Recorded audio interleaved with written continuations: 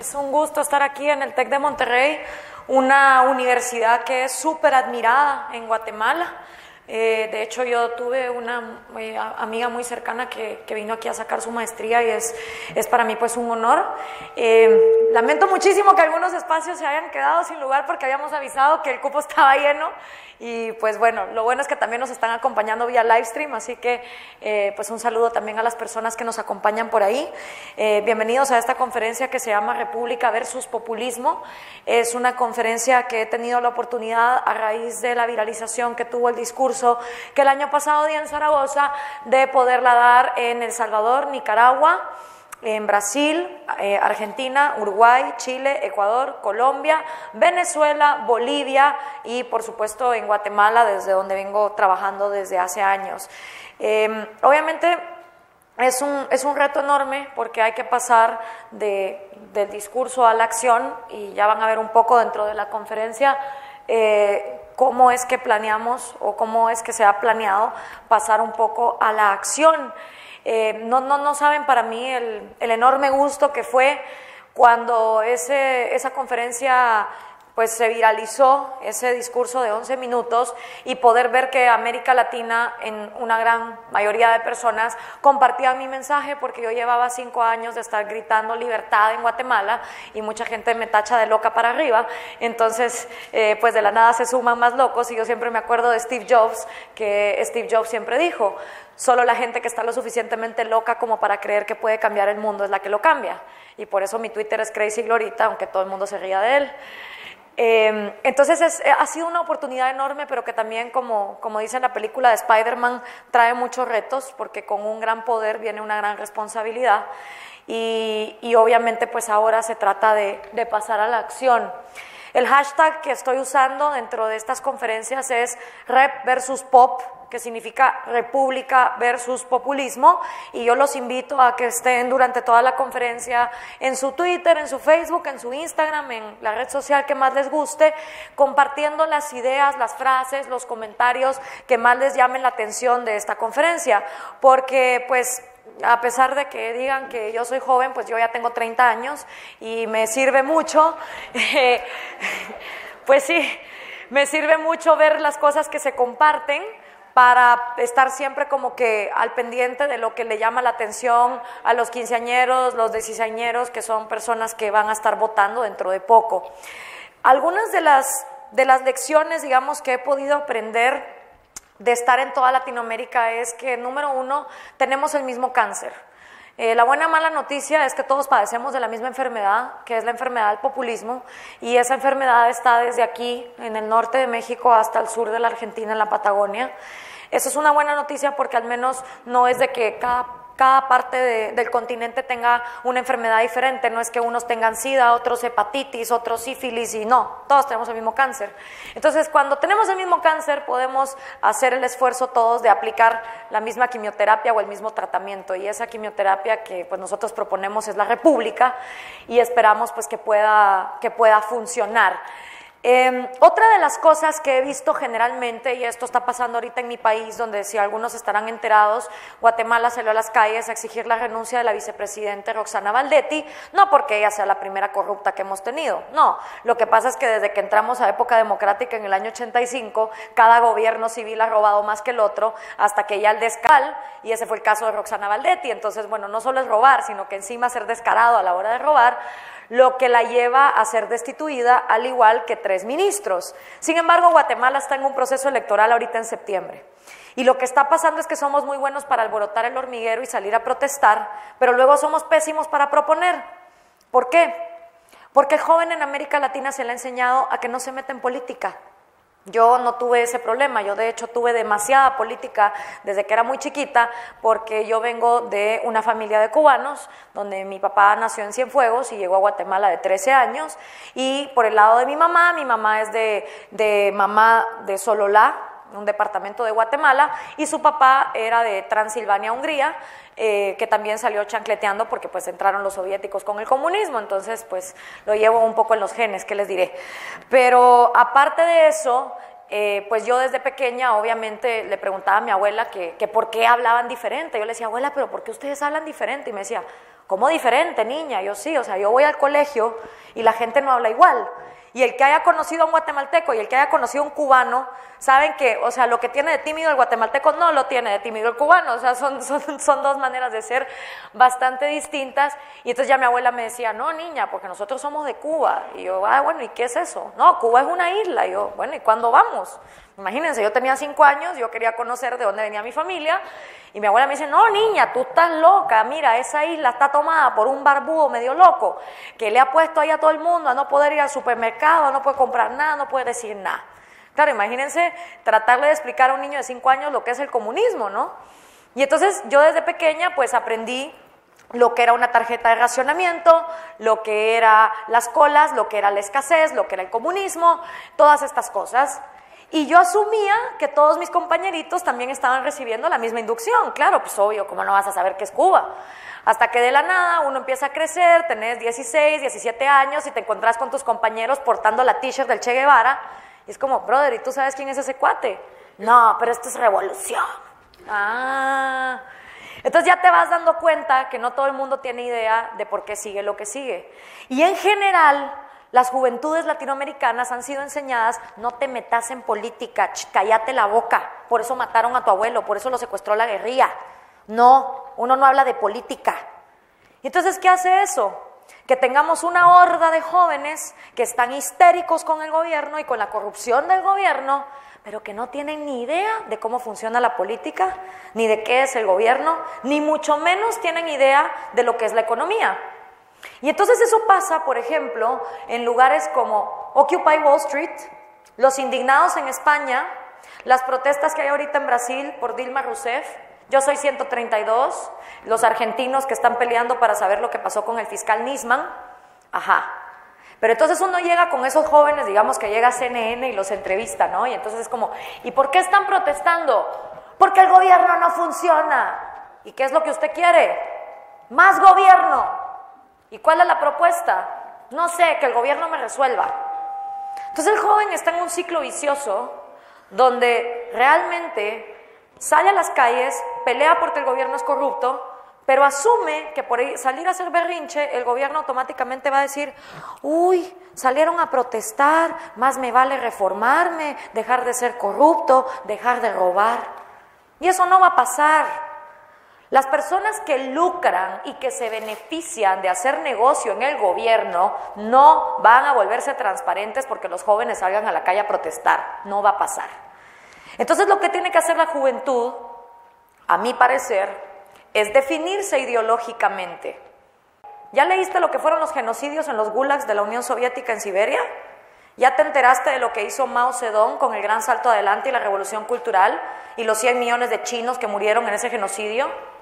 ¿Ya te enteraste de cómo las guerrillas comunistas en África están llevando a las poblaciones a una debacle absoluta? ¿Ya entendiste cómo funciona la economía o sigues pensando que el gobierno es una nave espacial que flota en el espacio y que crea riqueza por sí misma? Porque es increíble la cantidad de jóvenes que dicen, es gratis, el Estado lo paga. Como que si el Estado fuera una nave espacial que está ahí flotando encima de todos nosotros y que de la nada crea riqueza, como una maquinita como las de Willy Wonka con las burbujas, ¿no? Y no es así, señores. Todo tiene un costo, todo viene de algo. Y si los jóvenes no entienden eso, va a ser muy difícil que puedan resolver los problemas que tenemos en esta región. Así que lo primero que yo recomiendo es, defínete ideológicamente. Y si vas a ser comunista, por lo menos tienes que saber por qué lo estás haciendo. Y si vas a ser capitalista también, y si vas a ser libertario, anarcocapitalista, de izquierda, de derecha, lo que sea. Un excelente libro para empezar es Rebelión en la Granja, de George Orwell, que literalmente con animalitos te explica el peligro de hacer una propuesta que no lleve amarrada a una protesta. Y otros libros pues, que también pueden ayudar muchísimo, documentales históricos. La ventaja de la tecnología es que tú ya no estás esclavizado, como lo estuvieron tus papás y tus abuelos, al adoctrinamiento estatal. Hoy por hoy, un niño en una favela que tenga acceso a internet, aunque sea una vez a la semana, ya no está condenado a que si su maestro no llega a la escuela, él tiene que ser analfabeta por el resto de su vida. No, ya no. Y hoy por hoy, la juventud de hoy por hoy tiene una gran ventaja en la palma de su mano. Tiene todo el conocimiento de la historia de la humanidad. ¿Sí? Los reyes, los emperadores y los dictadores no tenían esa ventaja hace 30, no digamos hace 50, no digamos hace 100 años. Ustedes hoy por hoy tienen todo el conocimiento que esta hermosa especie, capaz de los sueños más lindos y de las pesadillas más espantosas, como decía Carl Sagan, ha producido. ¿Para qué lo van a usar? ¿Para darle like a Kim Kardashian? ¿Para ver cuánta coca se mete Lindsay Lohan? ¿O también lo podemos usar tal vez para reformar nuestras sociedades y que a la hora de salir a protestar tengamos también propuestas? No sé, puede pasar cualquiera de las dos cosas. Porque la otra gran conclusión a la que llegué después de este viaje por América Latina, de que todos tenemos el mismo cáncer, de que los jóvenes no saben lo que quieren y salen a protestar sin tener propuesta, pero la tercera cosa a la que llegué a la conclusión es que definitivamente esta generación tiene el poder de decidir hacia dónde nos vamos a mover. A mí me han dicho 1000 veces, Gloria, ¿cuándo se va a acabar el populismo? Permítame. En 5 años, 8 meses, 3 horas y 40 segundos, exactos. Yo no tengo ni idea cuándo se va a acabar el populismo. Solo tengo consciente que el populismo se va a acabar cuando el latinoamericano deje de ver al gobierno como un Santa Claus y lo empiece a ver como un árbitro de fútbol, que está para decirle a cada quien que no se puede pasar por encima los derechos de los demás. Así que bienvenidos a República versus Populismo. Arrancamos ya que la tecnología no nos está fallando. Siguiente, por favor. Dale ahí, siguiente. Pues obviamente esta es una conferencia que estoy dando en América Latina, con lo cual tengo que arrancar de un tronco común. ¿Y cuál es el tronco común que tenemos como latinoamericanos? España. ¿Y qué nos cuentan en el colegio los maestros? Pues que España le trajo al Nuevo Mundo el mundo occidental, the Western Way of Life, la visión occidental de ver la vida. ¿Y qué incluye el mundo occidental? Pues el mundo occidental incluye principios como libertad, individualismo, derechos, propiedad privada, institucionalidad, forma de ver el mundo económico, social y político. Y se nos enseña que cuando vino España nos trajo esas cosas. Sin embargo, yo no estoy de acuerdo. Y hay un autor que se llama José Ortega y Gasset, que escribió un libro que se llama El hombre masa, escribió otro menos conocido, se llama La España invertebrada. Y en La España invertebrada, José Ortega y Gasset dice que España estaba bien lejos de ser mundo occidental, que de hecho España era un desastre y era un desorden feudal, que para el momento en que Cristóbal Colón accidentalmente se topa con nosotros pensando que había descubierto otra ruta para la India, España no tenía nada de occidental. Cosas como libertad no eran respetadas para todo el mundo, individualismo, no. Tú tenías derecho dependiendo de a qué gremio pertenecías. Derechos, sí, algunos para los nobles. Propiedad privada concedida por la corona e institucionalidad feudal. Por lo tanto, España no nos pudo dar lo que España nunca tuvo. Y lo que nos trajo fueron abusos. Abusos económicos, abusos políticos, abusos sociales y abusos culturales. Y fue fácil. ¿Saben por qué? Porque aquí la gente ya estaba acostumbrada a ser aplastada. Porque otro de los grandes mitos que nos cuentan es que las civilizaciones precolombinas vivían en una especie de paz, tomados de la mano, bailando cumbayá, sin ningún problema. Y no hay cosa más falsa que esa.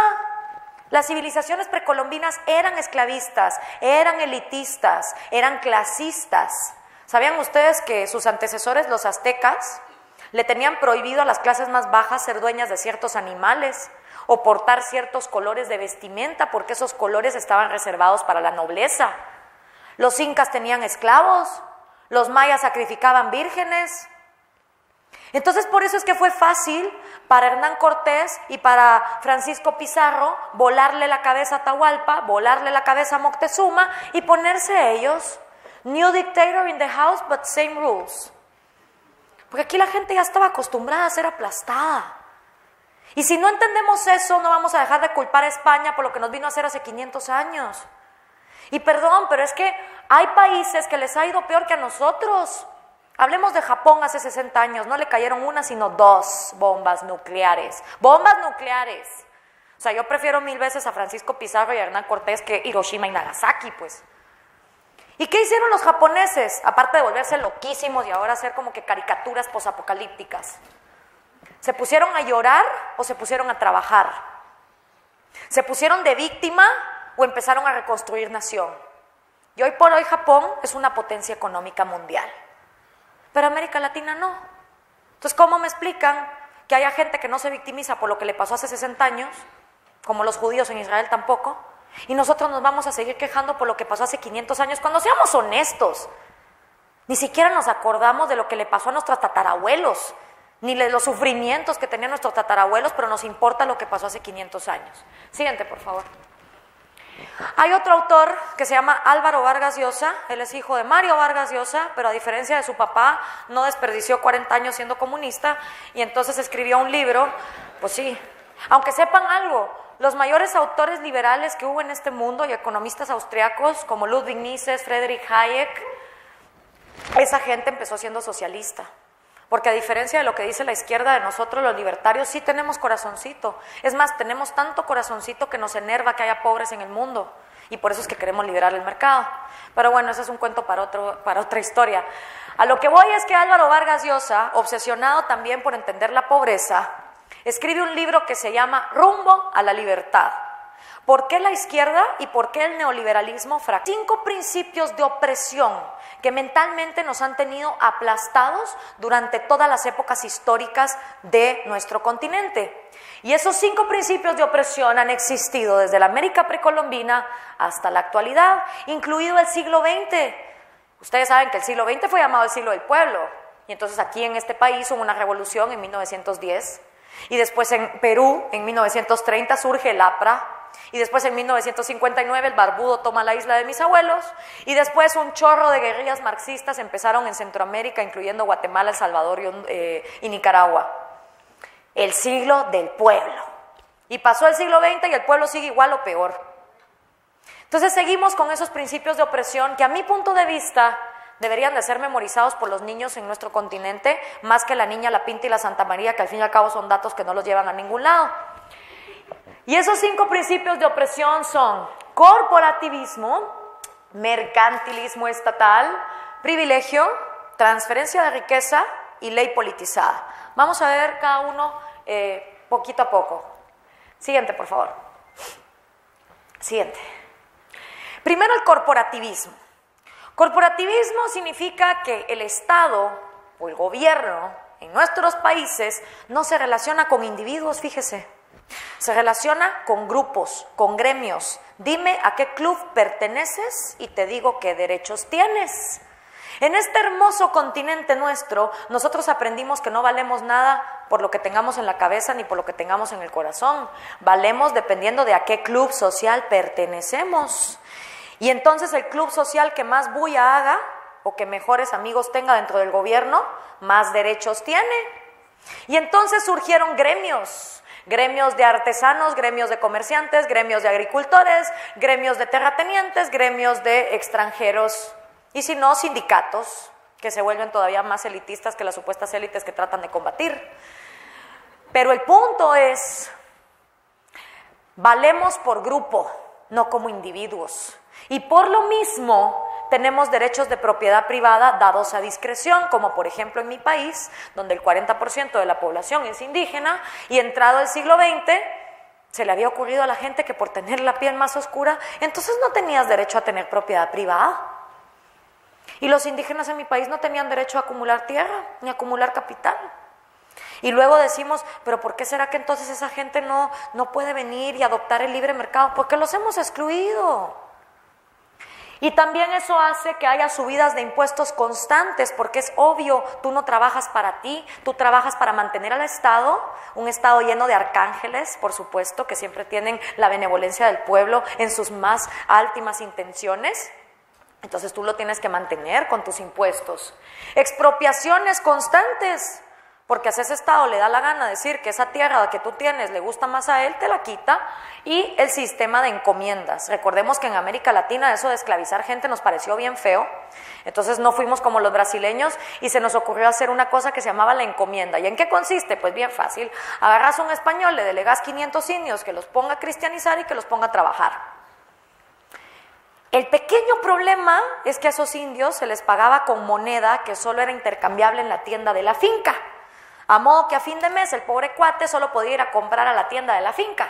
Y a veces hasta le paraba debiendo dinero de vuelta al propietario. ¿Qué capacidad de ahorro? ¿Qué capacidad de productividad? ¿Qué sentido de dignidad puede tener alguien si no lo dejamos acumular el fruto de su propio esfuerzo? Siguiente, por favor. El segundo síntoma de opresión es el mercantilismo estatal. ¿Cuántos de ustedes, si sean honestos al levantar la mano, no han escuchado el mercantilismo salvaje, explotador, inhumano, maldito, que quiere ver a los pobres sumidos en la miseria? Prácticamente todos, ¿verdad? Bueno, pues déjenme contarles una cosa. Si ustedes se toman la molestia de leer la definición de la palabra capitalismo, tanto de Carlos Marx como de Adam Smith y todo el montón de economistas que hay in between, se van a dar cuenta que capitalismo significa libre mercado. ¿Libre de qué? Libre de monopolios, libre de oligopolios, libre de trabas comerciales, libre de aranceles, libre de privilegios, libre de aduanas sucias como las de Guatemala, a través de las cuales el gobierno roba, libres de todo tipo de burocracias inservibles que le hacen imposible la vida al comerciante y al consumidor. Libre. Y pregunto yo, ¿cuándo en América Latina hemos tenido libre mercado? Porque si un colombiano quiere ir a abrir un restaurante a Guatemala, no les cuento el chorro de sobornos, trámites, burocracias, impuestos, mordidas, coimas que tiene que pagar para poderlo lograr. Si un argentino se quiere ir a trabajar a Perú, lo mismo. Si un boliviano se quiere ir a Honduras, también. Entonces, si seguimos culpando a lo que nunca hemos tenido de los problemas que siempre hemos tenido, nunca los vamos a parar resolviendo. Lo que hemos tenido en América Latina, mis queridos amigos, se llama mercantilismo estatal. Y ahí sí les doy el permiso de decir explotador, inhumano, cochino, desgraciado, maldito, que quiera a los pobres tirados y sumidos. ¿Y qué significa? Significa que tú no existes económicamente hasta que el gobierno no te da permiso de existir. Significa que unos sí pueden comerciar y otros no. Y esto no es nuevo. Como ya les conté, los aztecas le tenían prohibidas a sus clases más bajas comerciar ciertos productos. Y encima nos dicen, es que España maldita nos trajo el mundo occidental y nos trajo el capitalismo. ¿Cuál capitalismo? Perdonen. España controlaba todo lo que les saqueaba a las Indias en un consejo que quedaba en Sevilla, cerca del puerto de Cádiz, una oficinita que se llamaba el Consejo de las Indias. Y todo lo que entraba y salía de este hermoso continente era vigilado ahí. Aparte, España le tenía prohibida la entrada al Nuevo Mundo a gitanos, árabes, chinos, alemanes, franceses, ingleses y prácticamente todo lo que no fuera español no podía venir aquí a comerciar. No solo eso nos hizo súper xenofóbicos o xenófobos, como se diga, cualquiera de las dos, sino que además impidió que pudiéramos crecer comercialmente con quien fuera que no estuviera aliado a la corona. Entonces, esa es nuestra realidad. Más de 1 millón de normas fueron decretadas durante los 300 años de vida colonial para impedir el comercio o restringirlo. 1 millón de normas en poblaciones donde el 85 o el 90% de la gente no sabían leer ni escribir. Y todavía tenemos el descaro de decir que el libre mercado es el causante de nuestros problemas. Siguiente, por favor. El tercer síntoma de opresión es el privilegio. ¿Hay abogados en la sala o estudiantes de derecho que me levanten la mano, por favor? Pues muy bien. Los estudiantes de derecho y abogados sabrán que la palabra privilegio viene del latín privis, que significa privados, y legum, que significa leyes. Nuevamente, leyes para los privados, leyes para los grupos. También los abogados sabrán que en este continente nunca ha habido igualdad ante la ley. Ha habido diferentes leyes para diferentes grupos, códigos de leyes para indios, códigos de leyes para comerciantes, códigos de leyes para extranjeros, códigos para el clero, códigos para esto y para el otro. Entonces la ley no es una tabla. La ley ha sido algo a través de lo cual unos grupos oprimen a otros. Y eso que está ahí, mis queridos amigos, es el mural de su compatriota Diego Rivera, que está en el Palacio de Gobernación de México, Distrito Federal, esposo de Frida Kahlo. Y como ustedes sabrán, no se los tengo que contar yo, pero Diego y Frida eran comunistas hasta el rehueso. Tuvieron en su casa a León Trotsky cuando Stalin le quería volar la cabeza, porque eso sí va. Todos estos comunistas, una vez en el poder, traicionan hasta su mejor brother. Por eso Fidel Castro se cargó a Camilo, Stalin le voló la cabeza a Trotsky y así son igualitos todos, traicionan hasta su madre. Pero pongo eso ahí, ¿sí? Porque Diego Rivera, en los años 30, que fue cuando pintó ese mural, recién salidita del horno la revolución bolchevique, pensó que lo mejor que le podía pasar a México y América Latina era el comunismo, para quitar precisamente ese privilegio. Y pongo ese mural ahí porque ejemplifica que el noble es diferente del cura, el cura del guerrero, el guerrero del artesano, el artesano del plebeyo y el plebeyo del esclavo.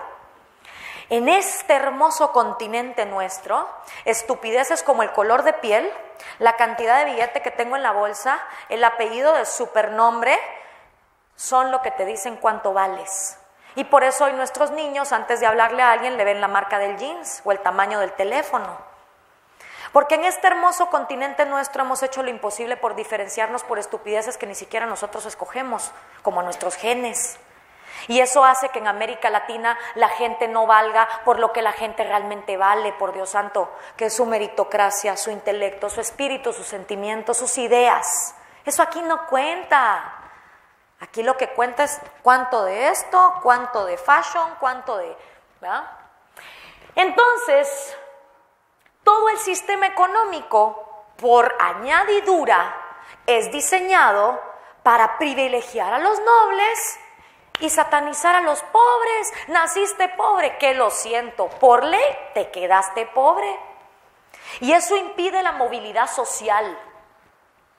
Eso impide que unas personas que nazcan en pobreza puedan resurgir a algo mejor, o que los nobles que se rascan el ombligo al perder la fortuna del abuelo también caigan en la miseria. Siguiente, por favor. Y el cuarto signo de opresión es la transferencia de riqueza. ¿Sí o no, mis queridos mexicanos? Cuando en el continente pensamos en riqueza, pensamos en un pastel. Un pastel que nunca se mueve y nunca crece, un pastelito que siempre ha estado ahí. Y el problema del pastelito es que ha sido dividido en muy pocos pedacitos. Y entonces lo que hay que hacer, y lo que nos prometen los políticos, es que ellos van a venir, van a agarrar el pastelito, lo van a partir en pedacitos más chiquitos para darle a todos y cada uno de las personas en la población un pedacito del pastel, y así todos vamos a estar volando sobre un unicornio rosa felices de la vida. ¿Sí o no? Esa es la propuesta. Transferir la riqueza, partirla en más pedacitos. Ahora les pregunto yo a ustedes, y esta es la parte filosófica Carl Sagan Cosmos de la presentación, ¿será que la riqueza se transfiere? ¿Será que enseño ese pastel no crece? Pongámonos a pensar en el planeta Tierra. Planeta Tierra es una pelota azul que lleva 4.5 mil millones de años de estar dando vueltas en el espacio sideral. 4.5 mil millones de años. Y durante todo ese chorro de tiempo, como dicen ustedes, el planeta siempre ha tenido la misma cantidad de agua, la misma cantidad de gases, la misma cantidad de minerales, más o menos la misma cantidad de tierra y la misma cantidad de recursos. Uno que otro fósil que hace que haya más petróleo. Nosotros, la hermosa especie humana, a discreción de la creencia de cada quien, pero surgimos. Y entonces empezamos como cavernícolas a tener dentro de esa pelota azul fuego y cavernas. Y toda la vida era salir a cazar, traer animales muertos, las mujeres salíamos a recolectar frutas y legumbres, lo cual todavía nos mantuvo esclavizadas en la cocina hasta hace poco, que no tengo nada en contra de cocinar, me encanta, sobre todo comida cubana, pero viene desde ahí. Ahora pregunto yo, ¿qué hace que el cavernícola solo tuviera fuego y cuevas y hoy el hombre moderno tengamos auditorios, universidades, internet, PowerPoints, electricidad, Facebook, Twitter, satélites en el espacio, publicidad, matemáticas, filosofía, física fundamental, química biológica, genética, clones? ¿Cuál es la diferencia? Si la misma pelota azul siempre ha tenido los mismos recursos. ¿Por qué el pobre cavernícola no tenía nada y nosotros hoy tenemos cuanto chunche sea posible para distraernos de conocernos a nosotros mismos? Pues la diferencia, mis queridos amigos, la ha hecho el único recurso inagotable que existe en este planeta que nosotros conozcamos. Y ese único recurso inagotable que existe en este planeta, mis queridos amigos, es la mente humana. La mente humana es la única máquina capaz de transformar lo que siempre ha existido en cosas que nunca antes habían existido. J.K. Rowling se estaba muriendo del hambre, vivía del welfare state inglés y un día se sienta en una cafetería y empieza a escribir un pequeño libro llamado Harry Potter. Hoy por hoy la tipa tiene más plata que la reina de Inglaterra. Mark Zuckerberg, podrido del aburrimiento en Harvard, se puso a diseñar un software para ver quiénes eran las más bonitas y las más guapas, a ver quiénes eran las que tenían mejores boobies, mejor cintura, más pelo más bonito. Ese software, hoy por hoy, se llama Facebook y es la red social más grande del mundo, valorada en billones de dólares. Steve Jobs se va a la India, tiene un viaje súper trascendental y dicen que en un trip de ácidos fue que envisionó lo que era el iPad y el iPhone y así la pantalla tridimensional, así cuenta en su biografía. Y regresa a Estados Unidos con la brillante idea de juntar dos cosas que existían por separado: Internet con teléfono. ¿Y cómo lo vamos a llamar? Smartphone, pero para que se oiga más bonito, iPhone. Y hoy por hoy, aunque tengas un smartphone de cualquier otra marca, se la debes al trip que ese cuate se dio en la India. Thomas Alva Edison, 10,000 veces tratando de encender un pinche foco. Y cuando finalmente lo logró, solo se prendía por 2 minutos. Por 2 minutos y estallaba. Pero con eso le dio electricidad a toda la Fifth Avenue de Nueva York y a toda la High de ese entonces. Y hoy por hoy todos tenemos electricidad. Entonces, creo que los ejemplos son vastos de que la riqueza se crea con la cabeza. J.K. Rowling, Steve Jobs, Mark Zuckerberg, Thomas Edison y cuantísimos más nos han demostrado que el ingenio y la creatividad son el motor que lleva a la humanidad a vivir más allá. Sin embargo, cada vez que vamos a votar, le hacemos caso al pinche populista que nos dice: vamos a partir el pastel en más pedacitos. ¡Bravo!, dicen los latinoamericanos. Y seguimos necios pensando que la riqueza se transfiere y no que se crea.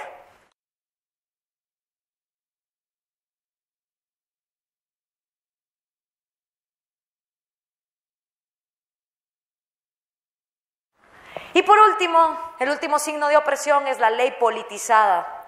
Los abogados en la sala también sabrán que en el mundo occidental existe... Obviamente nosotros estamos inspirados por el positivismo francés. El common law inglés y el positivismo francés se diferencian en una cosa bastante básica, aunque por supuesto para esto hay tratados de tratados, pero en una cosa muy básica que se diferencian es que para el common law el juez es un tipo sensato, es un hombre inteligente y racional, que es capaz de discernir el bien del mal cada vez que se le presenta un caso, un juicio. El positivismo francés no. El positivismo francés asume que el juez es un tarado, que lo que tiene que hacer es seguir la ley, porque la ley es la ley y no hay nada que hacer. Y esa noción de la ley es la ley y no hay nada que hacer fue la que llevó a los nazis en los juicios de Nuremberg a decir: es que la ley decía que había que matar judíos, pues, entonces yo cumplí con la ley y los maté. Que la ley es la ley. Esa noción de la ley es la que hace que cuando ustedes tienen que ir a sacar la licencia de conducir o un registro sanitario o quién sabe qué papel burocrático inservible, después de estar 3 horas haciendo cola, llegan con la señorita: vaya señorita, aquí están todos los papeles. Ay, qué pena, joven, pero fíjese que me trajo esto impreso en tinta gris y la ley dice que tiene que ser en tinta negra.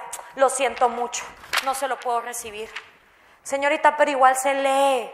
¿Qué más da que sea tinta gris o tinta negra? Es más, ¿por qué seguimos dando papeles si necesitamos árboles en este mundo? Sí, pero es que fíjese que la ley es la ley. Esa noción de la ley es la ley hace que en países como el mío haya 70,000 leyes.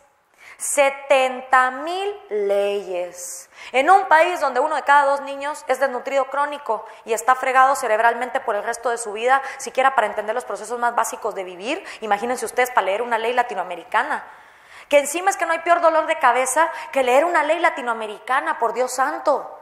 Considerando que en el día de nuestro Señor, mientras los pajaritos volaban, vamos a legislar y vamos a decretar que el femicidio es ilegal. Perdón, pero ¿no dice ya la Constitución que matar es malo? Sí, pero es que eso de matar mujeres está bien feo, hay que hacer una ley. Hagamos una ley antimaras, antipandillas. ¿Y qué hacen las pandillas? ¿Qué hacen las maras? Extorsionan, roban, violan sexualmente, matan. Y esas 4 cosas no están ya prohibidas por la ley. Sí, pero es que las maras son bien feas, hay que hacer una ley. Y entonces tiene 70,000 leyes. 70,000. Metidas, como dice Pia Mancini, en un lenguaje que se quedó trabado en el siglo XVIII, en un sistema que diseñamos hace 2500 años. Y todavía pretendemos que los jóvenes de hoy se interesen por la política. Es que les da asco. Y no solo les da asco, los mata el aburrimiento. ¿O que ustedes no se han dado cuenta que los jóvenes de hoy a duras penas y le pueden poner atención a 140 caracteres en Twitter? Ver 5 fotos de Instagram ya les da flojera.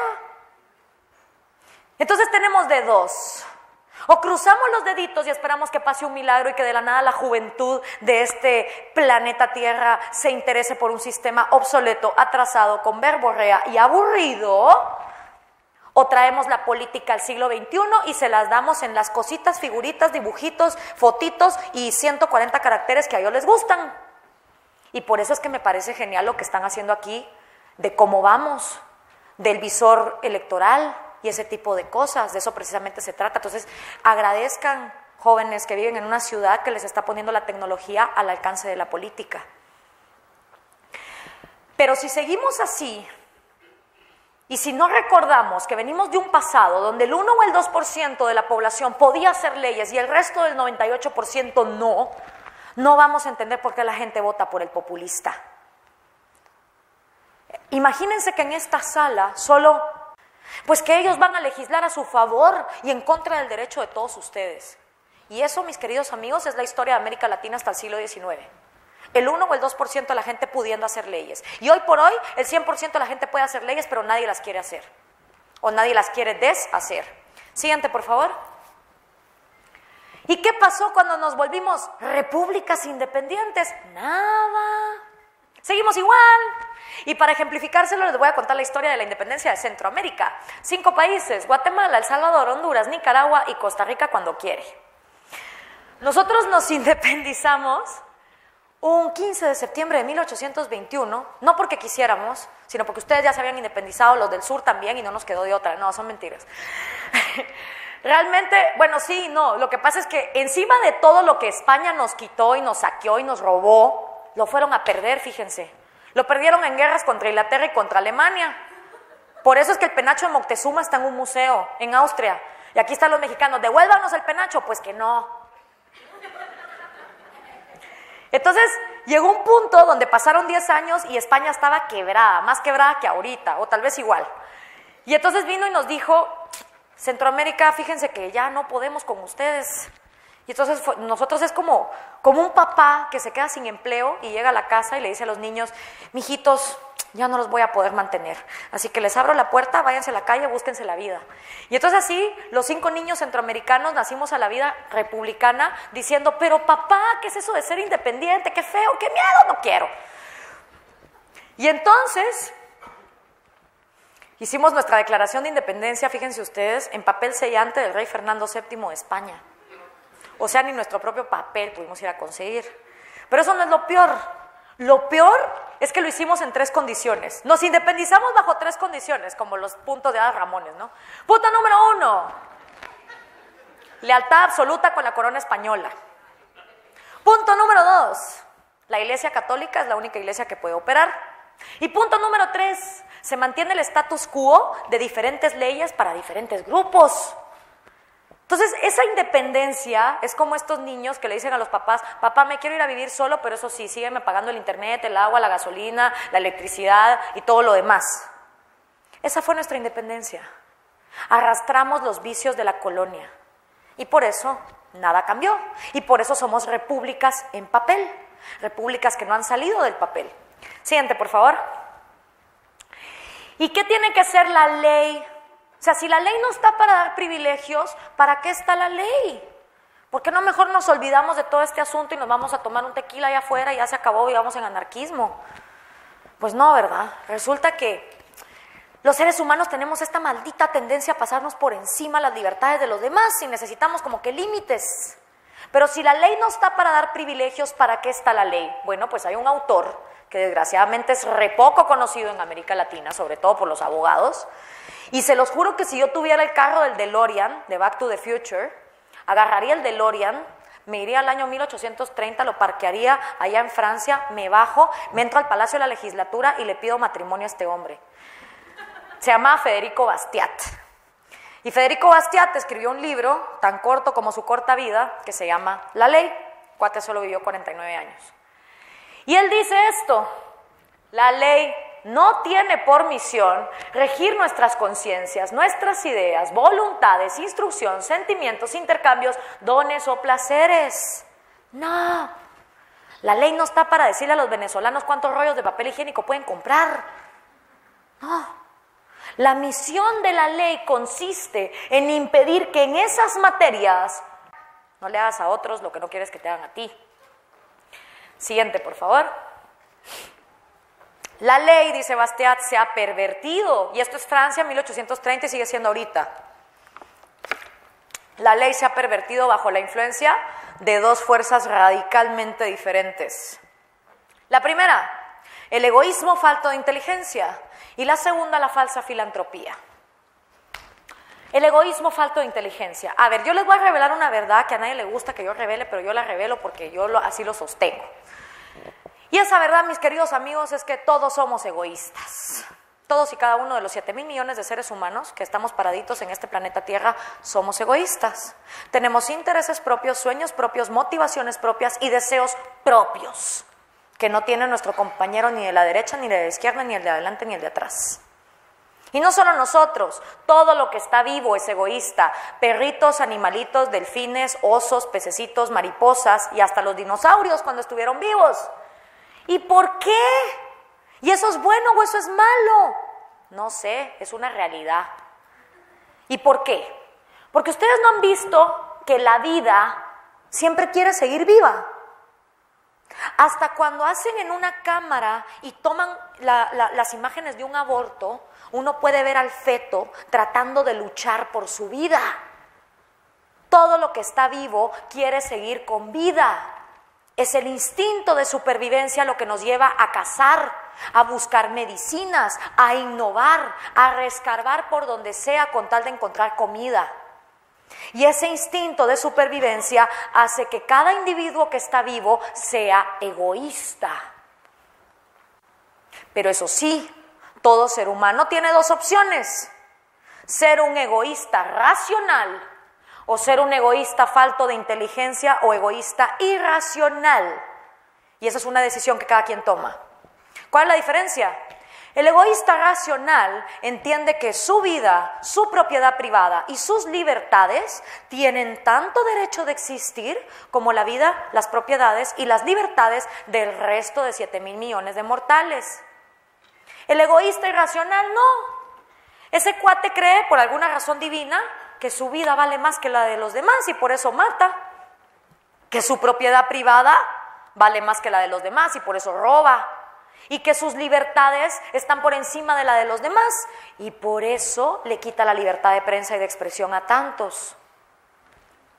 Pero eso sí, en América Latina decimos, necesitamos un hombre bueno, un hombre que no sea egoísta, que no piense en sí mismo, que solo piense en el pueblo. Y encima, cuando llegan los candidatos y nos dicen, yo no tengo intereses personales, no. Mi interés es el pueblo y nada más que el pueblo y solo el pueblo. ¿Qué hacemos nosotros? ¡Bra! ¡Ah! ¡Qué hermoso! Cuídense de esos políticos que les dicen que no tienen intereses personales. Cuídense bastante, mexicanos, porque a menos que sean unos marcianos, esos políticos les están mintiendo. No existe ser humano que no sea egoísta. Ahora, eso sí, no tenemos tampoco por qué estar condenados a ser gobernados por egoístas faltos de inteligencia, por esos que creen que su propiedad privada está por encima de agarrar el dinero del pueblo y jugar Monopoly con él. No. ¿Yo tengo un interés egoísta en estar haciendo lo que estoy haciendo? Por supuesto que sí. Y es más, les voy a contar una cosa. Yo estudié ciencias políticas. Soy de la poca gente que antes de meterse a esto estudia la carrera, fíjense. Y les cuento que jamás en la vida, en ninguno de los años de la universidad, imagínense, ¿no? Y entonces, a ver, Gloria, siéntese, extienda el brazo. Y llegaba la enfermera, a ver, le voy a quitar el gen egoísta, Listo, Gloria, usted ya no tiene intereses personales, ni motivaciones propias, ni sueños, ni nada. Vaya, sea política. No, eso no pasa. Los políticos también somos egoístas y también tenemos intereses personales porque antes de ser políticos somos humanos igual que el resto. Pero también tenemos dos opciones. Y yo ya me di cuenta de una cosa, fíjense, de los políticos egoístas que hay en mi país, faltos de inteligencia. Y no porque hayan sacado a patadas a Roxana Valdetti, no, ya me había dado cuenta desde hace rato. Fíjense ustedes, los políticos egoístas irracionales llegan al gobierno, ¿no? Y en mi país tienen 4, aquí son 6. Bueno, los años que sean. Pero todo es, me tengo que apurar, robar, todo para mí, todo para mí, todo para mí, todo para mí. ¿Para qué para ti? Para irte a comprar una mansión, poner 803,000 guaruras con el montón de AKs 47 porque nadie puede entrar porque eres preso de tu corrupción. Y yo la verdad es que no tengo interés en llegar a un puesto político en un país como Guatemala, desnutrido, violento, miserable y con tantos problemas. No, a mí me va de maravilla haciendo billete en la empresa privada, tengo 3 empleos. Yo me quiero meter a política porque quiero liberar el mercado y que esas personas aprendan a pararse en sus propios pies, porque ya me harté de vivir en un país que es hermoso, es precioso, es un paraíso tropical. Yo no sé si alguna vez ustedes han ido a Guatemala, realmente es una belleza, pero el problema es que no pueden caminar 3 cuadras porque es Monterrey en el año 2010 y te matan. Entonces la verdad es que yo ya me di cuenta que los políticos que roban hoy, lo único que están es invirtiendo en la violencia del mañana. Y si yo llego a un puesto político en mi país y me pongo a robar, todo para mí, todo para mí, todo para mí, solo estoy creando resentimiento y violencia para que el día de mañana violen sexualmente a la hija que no tengo, secuestren al hijo que todavía no tengo, maten a mi papá o extorsionen a mi hermano. Los políticos no se han dado cuenta que lo que se roban hoy es la violencia del mañana. Y si no entendemos eso, vamos a seguir votando por absolutos tarados, porque ay, qué bonita se ve en la valla, tan linda su sonrisa producida.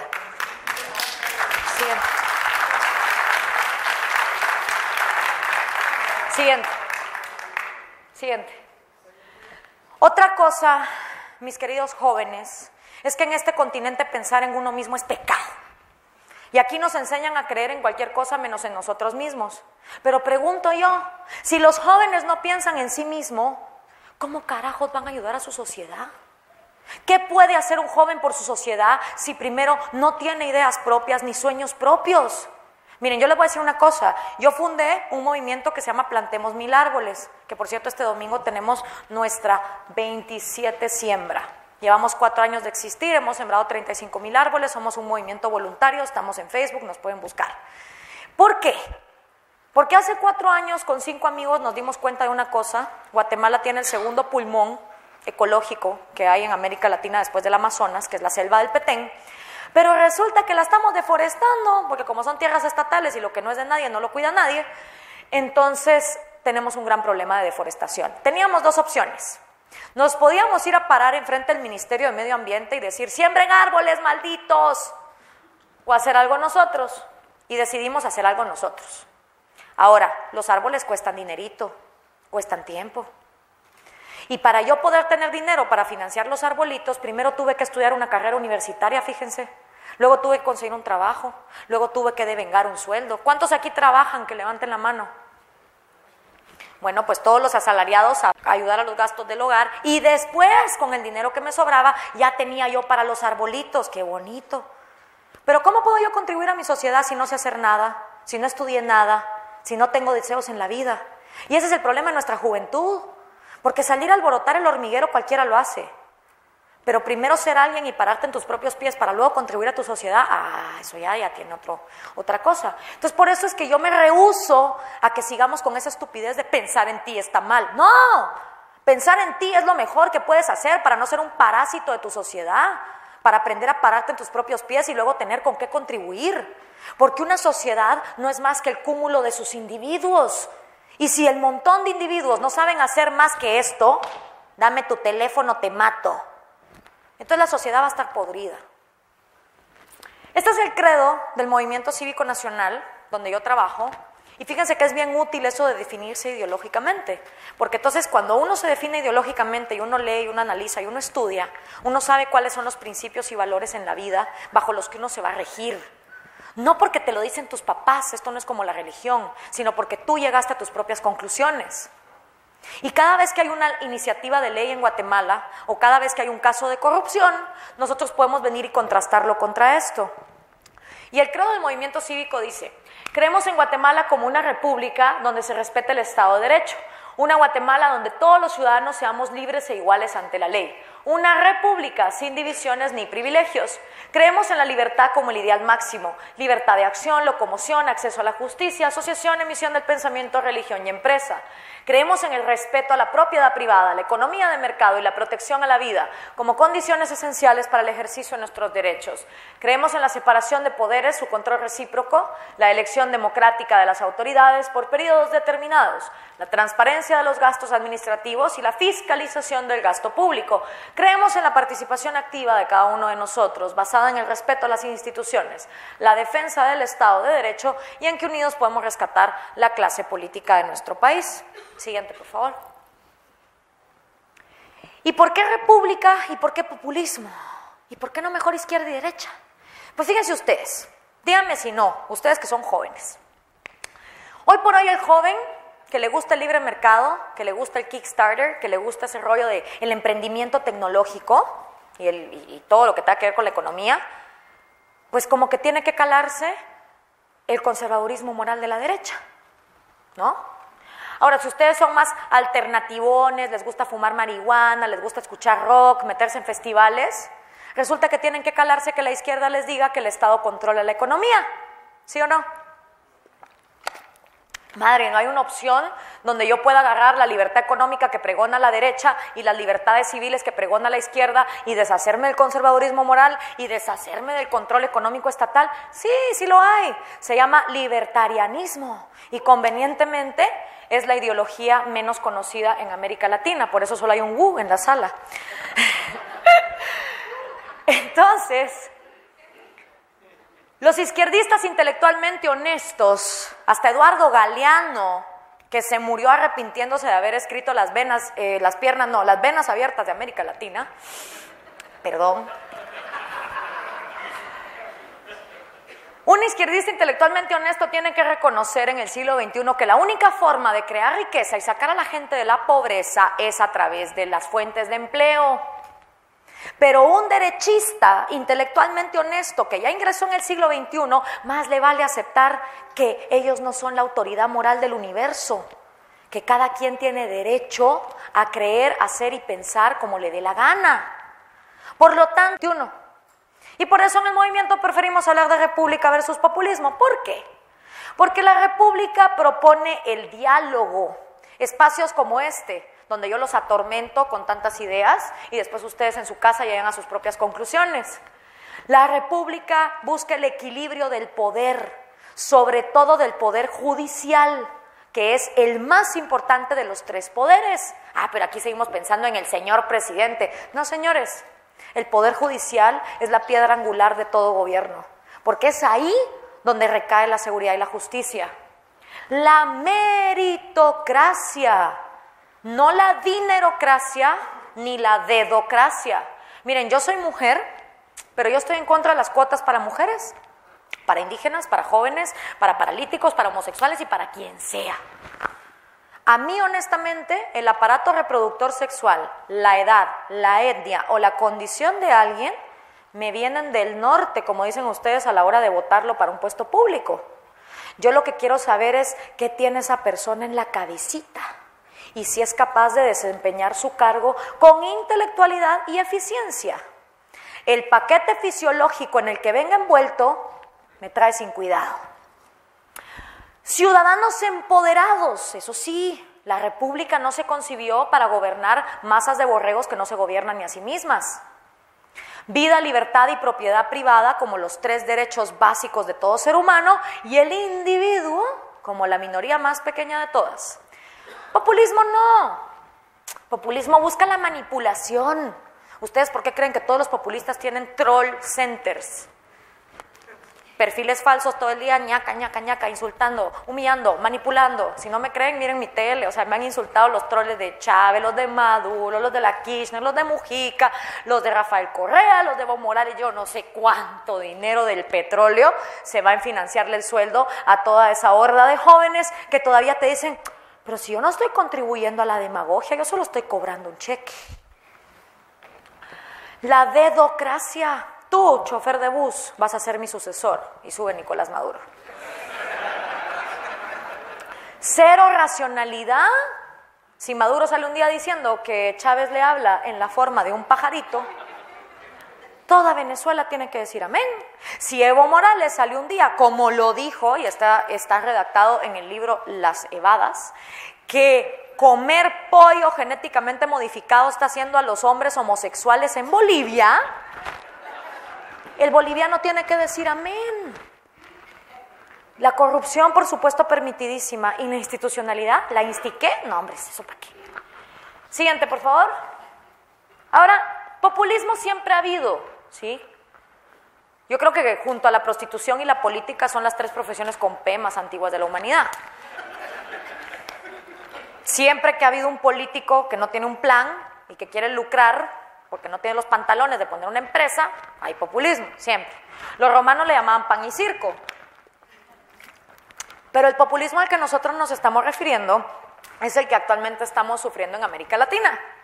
Y ese populismo arranca cuando algunos de ustedes todavía no estaban, pero ni por ser esperma, en 1989, con la caída del muro de Berlín. Con la caída del muro de Berlín, colapsa la Unión Soviética. El mundo estaba dividido en dos, luego pasamos a ser solo uno. Y cuando cae la Unión Soviética, ocurren dos cosas en América Latina. La primera, las guerrillas marxistas, los partidos comunistas, las asociaciones civiles de izquierda, los estudiantes que alababan al Che Guevara, se quedan sin gallina de los huevos de oro, las guerrillas. Y aparte de eso, la mayoría de los países latinoamericanos pasamos de ser dictaduras militares a gobiernos civiles. Entonces, como dirían ustedes, los de izquierda se quedaron como, ah, caray, ¿y ahora a quién secuestro? ¿A quién le pongo la bomba? Si ya no hay dictadores. En esta turbulencia, donde la izquierda latinoamericana se quedó huérfana de padre y de madre, tienen que reformular cómo van a llegar al poder, porque la vía violenta ya no hace sentido. Y entonces, ¿qué hacen? Pues fíjense ustedes que se suben en un avión, no en el mismo, porque venían de varios lados, y aterrizan todos en Sao Paulo, Brasil. Y celebran una cosa orquestada por Lula da Silva y Fidel Castro que se llamó el Foro de Sao Paulo. Y en el Foro de Sao Paulo toda la izquierda latina empezó a confabular cómo iban a llegar al poder. Y se dieron cuenta de una cosa.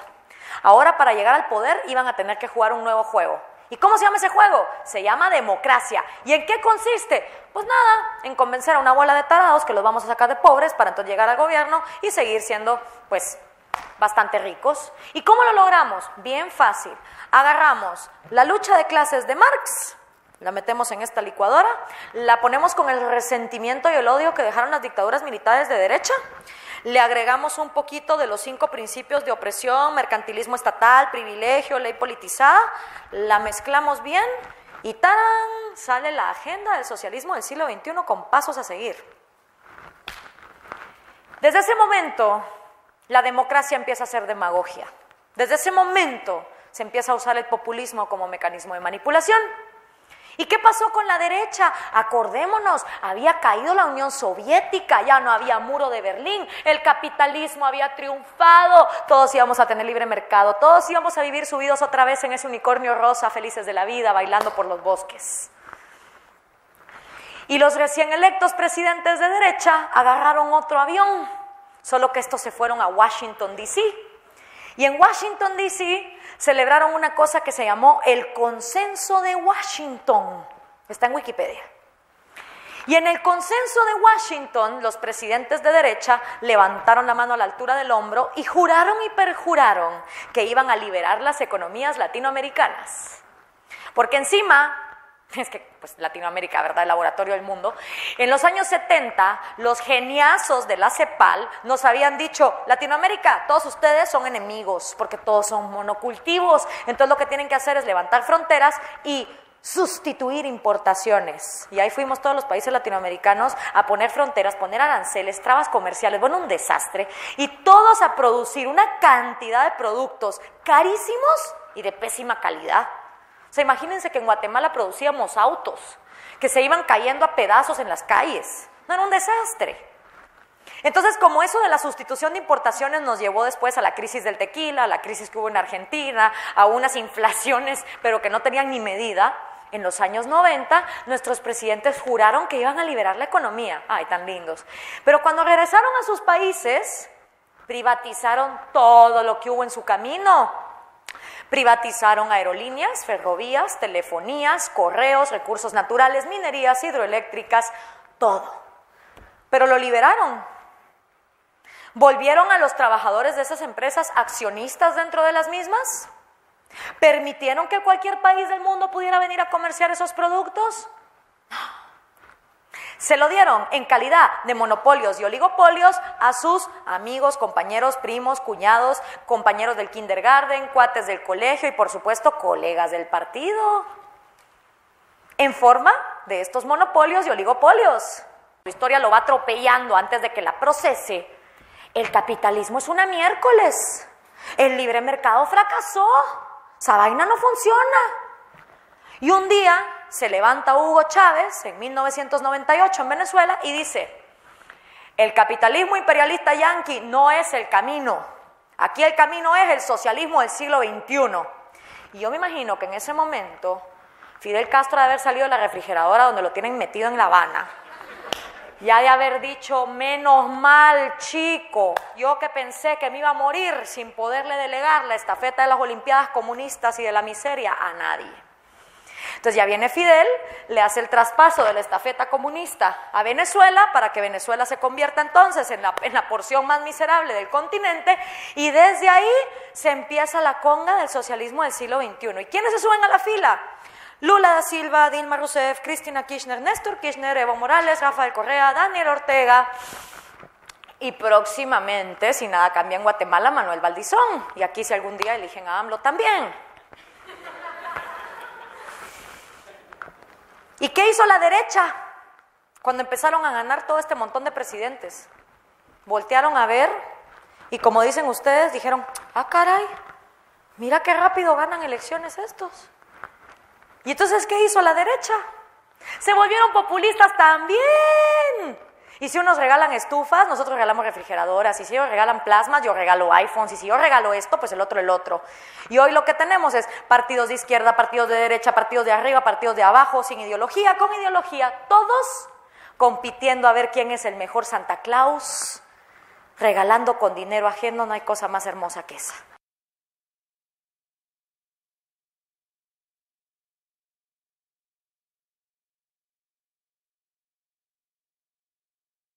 Pues fíjense ustedes que los griegos, que como no tenían smartphone, tenían que ver a las estrellas y ponerse a filosofar para entretenerse, se pusieron a pensar cuáles serán los derechos fundamentales de un hombre, de un ser humano. Y se dieron cuenta que todo ser humano tiene 3 derechos fundamentales: su vida, su propiedad privada y su libertad. Siguiente, por favor. El derecho a la vida.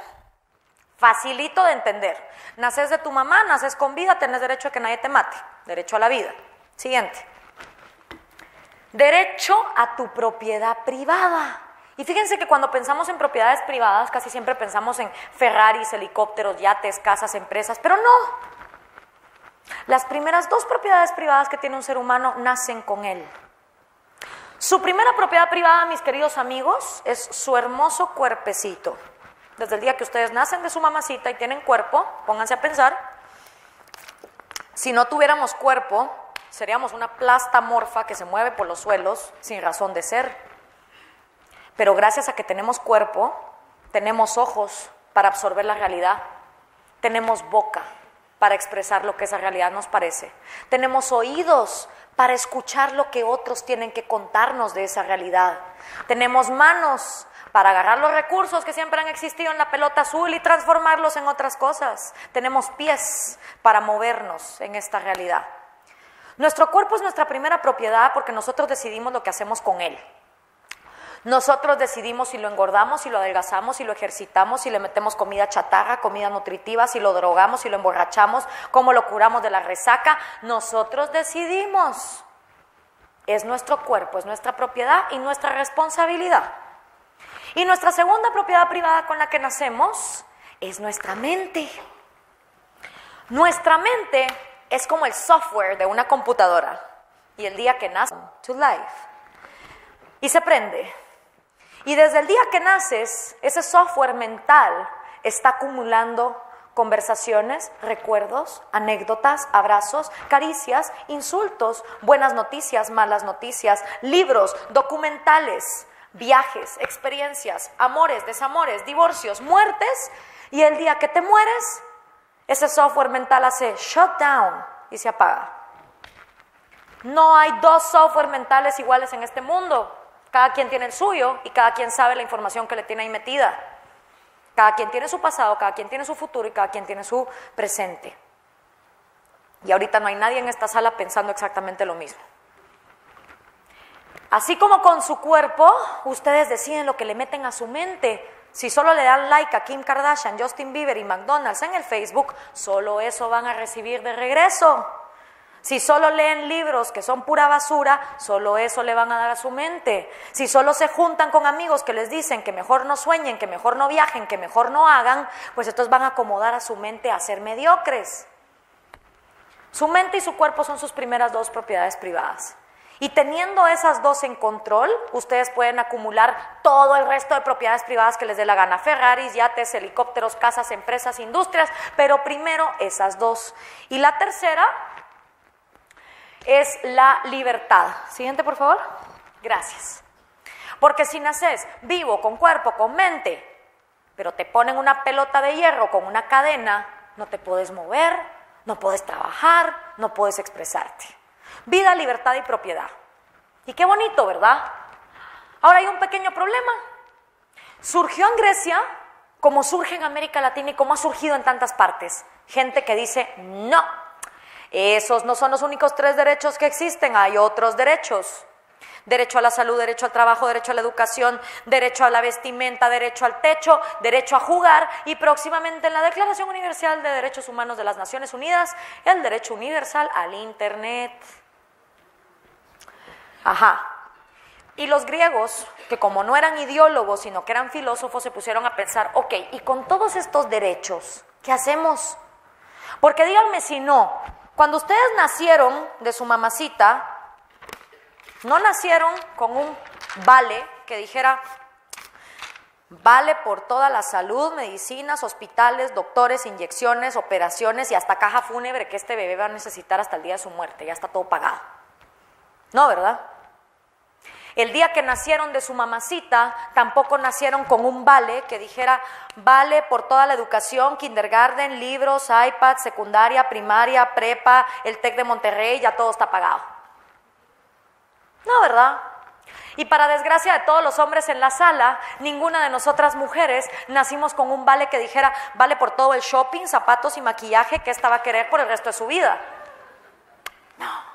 Sería maravilloso, sería hermoso, sería divino que todos los bebés nacieran con esos vales y que ya todo estuviera pagado y que los refrigeradores crecieran en los árboles, pero no es así. Las cosas hay que producirlas y los hospitales y las escuelas cuestan dinero. ¿Y cómo hacemos para que la gente produzca las cosas que no crecen en los árboles? Pues fíjense que durante siglos, a nosotros los humanos, se nos ocurrió que la mejor forma que la gente podía producir las cosas era esclavizándola. ¡Claro! Esclavicemos a los negritos. ¿Por qué? Porque sí, porque aguantan más, tienen piel más oscura. Y entonces les ponemos cadenitas, les damos un par de azotes y que produzcan las cosas. ¡Qué bonito! Luego nos dimos cuenta que eso de esclavizar gente era bien inhumano y aparte era re caro. Y entonces decidimos que no, que lo mejor para hacer, empezamos a pagar sueldos. Y los que trabajan aquí sabrán que cuando les dan su chequecito, el dinero emancipa, porque ustedes deciden lo que hacen con él. Ustedes deciden si agarran su sueldo y se lo emborrachan, si se lo regalan a la mamá, si le compran flores a la novia, si lo meten en el banco, debajo del colchón, si lo pierden en el casino, lo que les dé la gana. Pero el dinero emancipa. Y aunque no sea una forma perfecta, porque nada es perfecto en esta humanidad, es la mejor forma que hemos encontrado, comparado a la esclavitud, de hacer que la gente produzca las cosas. Entonces, hagamos un experimento. Vamos a dividir esta sala a la mitad. Los que están arriba van a pedir derecho a la educación y los que están abajo van a pedir derecho a la salud. Y yo soy gobernante. Bueno, pues para darle derecho a educación a todos los que están ahí arriba y pagar por sus profesores, por sus iPads, por sus tablets, por los lápices, por la infraestructura de la escuela, la secretaria, la recepcionista, el chofer del bus y los maestros, todos ustedes me van a dar un poquito de su propiedad privada y vamos a pagar por el derecho a la educación de ellos. Ajá. ¿Y no se vuelven ellos entonces como ciudadanos VIP First Class y ustedes se quedan siendo como ciudadanos de segunda categoría Second Class? Como que sí, ¿verdad? Bueno, entonces hagámoslo al revés. Vamos a darle derecho a salud a los de abajo. Bueno, entonces los de arriba me van a dar un poquito de su propiedad privada para pagar por los doctores, los médicos, los hospitales, las operaciones, las medicinas, la recepcionista, el de la ambulancia y toda la infraestructura para que estos de aquí abajo puedan tener salud. Ajá. ¿Y eso no los hace a ustedes ciudadanos First Class, VIP, y los vuelve a ustedes ciudadanos de segunda categoría? Sí, ¿verdad? Y entonces, ¿quién está por encima de quién? ¿Quién tiene más derecho a qué? ¿Una niña en Guadalajara de tener zapatos, un niño en Monterrey de tener lápices o un niño en el DF a tener comida?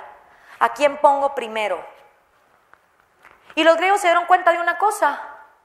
Si hacíamos eso, dejábamos de ser iguales ante la ley, porque entonces iba a haber unos más iguales que otros. Y si queremos tener a unos más iguales que otros, sigamos repitiendo la historia de privilegios, transferencia de riqueza, ley politizada que hemos tenido en América Latina.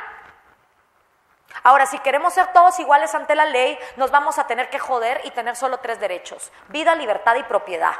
Y si un Estado le garantiza a todos sus ciudadanos, ricos o pobres, vida, libertad y propiedad, vamos a cruzar los dedos y vamos a confiar en el espíritu humano, de que cada quien es capaz de pararse en sus propios pies y aprender a pescar.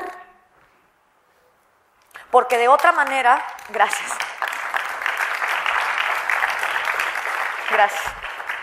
Porque de otra manera, no seamos hipócritas. No somos iguales ante la ley.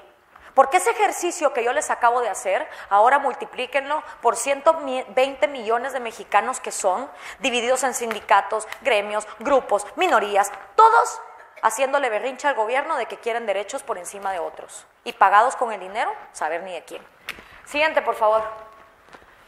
Otra cosa que los griegos se dieron cuenta es que gobernar era bien difícil. Te gobernaba uno y el desgraciado se volvió un dictador. Te gobernaba un grupo y eran unos oligarcas que solo gobernaban para ellos. Y cuando te gobiernan todos, es una demagogia espantosa. ¿Cómo resolvemos eso? Y la respuesta fue, siguiente por favor, la República de Aristóteles. La República vino a anular los vicios de que uno se vuelva dictador, de que la oligarquía sea la aristocracia y de que la demagogia sea porque la democracia no funciona. ¿Y cómo lo hace? De esta manera. En vez de tener un dictador, vamos a tener un presidente. Congreso. Bueno, pues un congreso idealmente tiene que estar dividido en 2 cámaras, un senado y una cámara de los trabajadores. ¿Por qué un senado? Bueno, en un senado originalmente tiene que haber los científicos, los geeks, los Albert Einstein, los Sheldon Cooper, los Stephen Hawking de la nación, los que son capaces de ver más allá de lo evidente, los que son capaces de ver una nación a 300 años plazo. Eso es un senado, o por lo menos en teoría. Y una cámara de los trabajadores está para tener a la gente que vive en el aquí y en el ahora. Los trabajadores, los carniceros, los carpinteros, los artistas, los artesanos, los publicistas, los abogados, los estudiantes, todo el mundo. El objetivo de un congreso es que los geeks y los trabajadores estén en constante debate, intercambiando ideas para hacer leyes y decirle al presidente, hasta aquí tu límite, papito. Y esto funciona si y solo si hay democracia. Es decir, si el resto de nosotros podemos tener un app como visor electoral para decir no estoy de acuerdo, porque sin democracia la república es una tiranía de las oligarquías, pero sin república, o sea, sin instituciones, la democracia es una tiranía de los chavistas, perdón, de las demagogias. Siguiente, por favor. Siguiente. 3 repúblicas ha concebido nuestra hermosa humanidad. La primera, la República Romana. La segunda, la República de Estados Unidos. Ojo, Estados Unidos 1776, Founding Fathers. Principios, Life, Liberty and the Pursuit of Happiness. No estoy hablando del Estados Unidos 2015, Obamacare, 318 trillones de dólares de deuda interna. No, 2 Estados Unidos completamente diferentes. Y tercero, la República de Star Wars o la Guerra de las Galaxias. Las 3 han sucumbido ante un geniazo que piensa que no, que hay que expandir el imperio, que cada planeta no se puede gobernar por sí mismo y menos cada estado, que hay que expandir el gobierno federal, que hay que expandir el imperio. Y por eso, siguiente, Julio César Obama y Darth Vader no son tan diferentes. La próxima vez que vean Star Wars ya no la van a ver en una galaxia tan lejana, sino que la van a poder asociar a un país muy cercano. Siguiente, por favor. ¿Y por qué el populismo es la antítesis entonces de la república? Bueno, pues porque el populismo, siguiente por favor, basa su discurso en una dicotomía, pueblo y antipueblo. El pueblo representa el sumum de todas las virtudes en una sociedad, porque el pueblo lo quiere, porque el pueblo es honesto, porque el pueblo es honrado, porque el pueblo es inocente de todos los males habidos y por haber, porque el pueblo tiene un instinto político infalible. El pueblo nunca se equivoca con el tarado que elige. Y luego está el antipueblo. El antipueblo casi siempre toma 3 formas porque el populista tiene 3 enemigos. Uno anterior, el dictador militar de derechas. Uno interior, los oligarcas burgueses inconscientes, y uno exterior, los yanquis explotadores capitalistas. Siempre la culpa de todo es del interior, del anterior, del exterior, y así se los van turnando como pim, pam, pum todos los días, con tal de ellos no ser los culpables de nada. El antipueblo también puede tomar otras formas, como la iglesia, el clero, la oligarquía, los extranjeros, los judíos, la monarquía, la plutocracia, etc. Es más, ahora en cada país tienen su nombre. En Brasil les dicen los coxinhas, en Argentina los gorilas, en Ecuador los pelucones, en Venezuela hay todo un diccionario y así. Todo muy bonito, pero ¿quién es pueblo? ¿A qué voy a casa de pueblo y tocarle la puerta? Buenas. ¿Estará pueblo? Y que saliera pueblo. Guapísimo, pluricultural y multiétnico. Y entonces yo decirle, pueblo, estoy bien confundida, brother. Todo el mundo habla en tu nombre, pinche pueblo. Cristina Kirchner habla en tu nombre, Dilma Rousseff habla en tu nombre, Manuel López Obrador habla en tu nombre, Hugo Chávez hablaba en tu nombre, Nicolás Maduro, Adolfo Hitler hablaba en tu nombre, José Stalin, Fidel Castro, el Che Guevara. Todo el mundo habla en tu nombre, pinche pueblo, y encima cada uno dice que quieres algo distinto a lo que dice el otro. Entonces, ¿qué quieres tú, pueblo? ¿Cuál es tu verdad verdadera, como decía Cantinflas? No, ¿verdad? Pueblo no existe, pueblo no llora, pueblo no sufre, pueblo no pasa hambre, pueblo no siente, pueblo no tiene problemas, ni hijos, ni trabajo. Pueblo es una palabrota que la humanidad se ha inventado para concebir la vida en colectividad. Pero lo que realmente habemos en este mundo, mis queridos amigos, somos software mentales metidos en cuerpos físicos llamados individuos. Y en nombre de ese pueblo se aplastan individuos, porque encima cuando escuchamos al populista hablar, todos queremos ser pueblo. Luego, ¿quién va a querer estar en el shit list del antipueblo? Nadie. No, yo soy pueblo, obvio. Y el problema que tienen los populistas es que nunca mandan a nuestra casa un listado que diga, de ahora en adelante, de 120 millones de mexicanos, estos 60 con nombre y número de identificación son pueblo y estos 60 con nombre y número de identificación son antipueblo. Al menos así uno se levantaría en la mañana y diría, Uy, me tocó ser antipueblo. Bueno, me jodía, no tengo derechos. Pero no habría confusión. Pero el problema es que nunca nos dicen quién es pueblo y quién no. Entonces nunca se sabe quién va a pagar las cuentas de todo lo que el pueblo supuestamente quiere. Siguiente, por favor. Y así, mis queridos amigos, es como empieza el manual del populista. Primero, dividiendo a la sociedad con odio. Lo sabrán ustedes mejor que yo. En el 2010, una sociedad que se odia, deja de cooperar entre sí. Ya nadie se quiere encargar de los animalitos, ni de los bichitos, ni de los ancianos, ni de los niños, ni de los bosques, ni de nada. Y cuando nadie se quiere encargar de nada en una sociedad, surge el Superman y dice, yo me haré cargo de todo. Y todo el mundo dice, sí, pues sí, encárgate, sí, ¿a quién quiere? Segundo, eliminar del legislativo cualquier oposición. Hay que sacar a los Sheldon Coopers del Senado, hay que sacar a los trabajadores de la Cámara de los Comunes, hay que tener un congreso de yes mans que digan que sí a todas las estupideces legislativas que el Ejecutivo pase. Después hay que comprar jueces para evitar juicios y castigos. De nada te sirve tener una corte judicial que esté fiscalizando todo lo que te robas. Y si no los puedes comprar, haces como Cristina Kirchner, Operación Nisman. Después, ampliar los empleos para comprar aliados, como pasa en Venezuela, donde 1 de cada 3 trabajadores trabaja para el gobierno.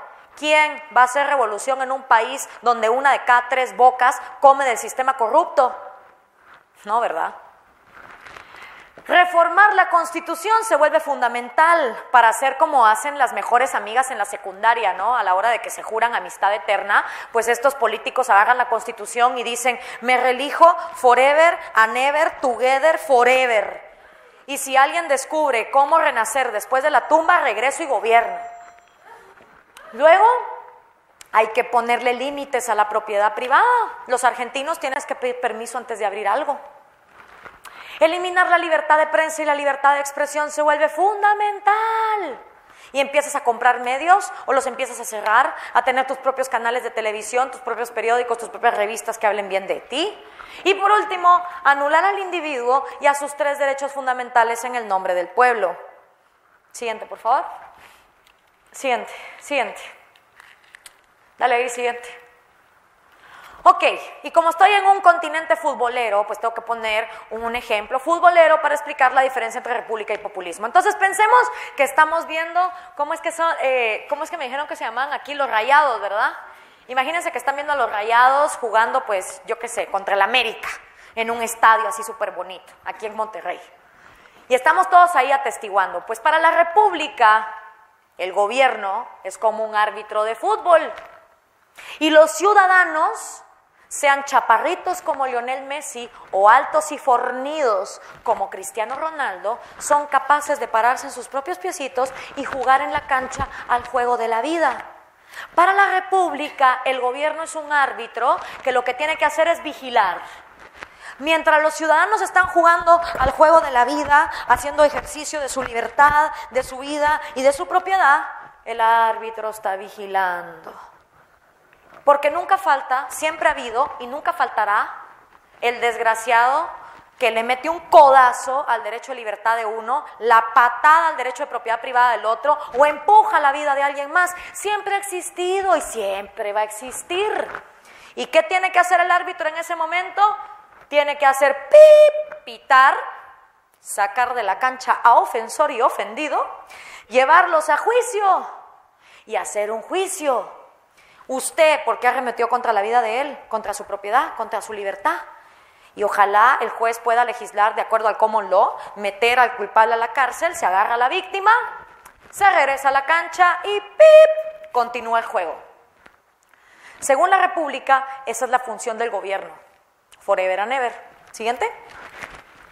Para el populista, no. Para el populista los ciudadanos son tan tarados y tan miserables que no pueden solitos. Y entonces el gobierno tiene que ser árbitro, portero, delantero, defensa, media cancha, público que está sentado en el estadio, el cuate que está vendiendo las palomitas y los hot dogs y las cervezas entre las gradas, el policía que está cuidando el estadio, el dueño del estadio y la gente que todavía está afuera tratando de revender o recomprar entrada para poder entrar a ver el juego. Para el populista, el gobierno es todo. ¿Y cómo hace el populista para pasar el gobierno de un árbitro a hacerlo todo? Con el manual que les acabo de explicar. El populista pasa de ser árbitro a ser portero, delantero y defensa en el momento en que toma el legislativo y quita la oposición. El populista pasa a ser el organismo judicial en el momento en que toma a los policías en el estadio y los vuelve a su favor. El populista toma el público que está sentado en el estadio en el momento en que quita la libertad de prensa. Y el populista se vuelve el dueño del estadio cuando empieza a expropiar y a quitar los límites a la propiedad privada. Y un día, el ciudadano camina por ese estadio y dice, ¿en qué momento pasó todo esto? Porque déjenme contarles una cosa, yo que acabo de estar ahí.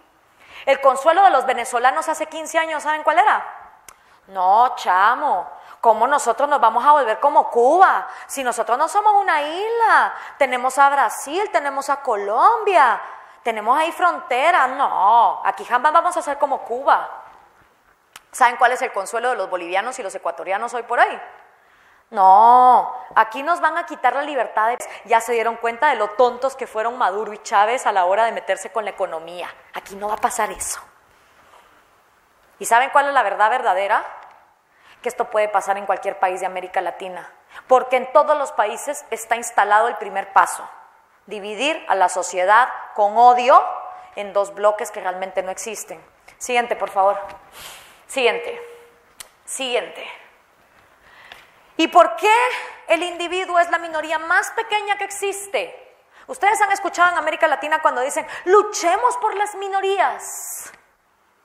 Bueno, pues resulta que la minoría más pequeña que hay es el individuo.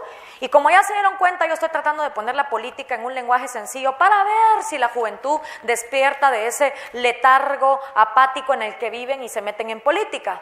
Y entonces un día, pensando en un pariente de mi abuelo, en Rubik, y en su cubo, se me ocurrió, siguiente por favor, el Republics Cubo. Bonito va. Para explicar que todos somos minoría. En este cubo hay 5 categorías, pero pudiera haber 200. Yo escogí sexualidad, creencia religiosa, música favorita, ideología política y continente donde naciste. Si cada uno de ustedes en cada una de esas columnas ubica su color favorito, lo que va a tener al final es una línea de colores.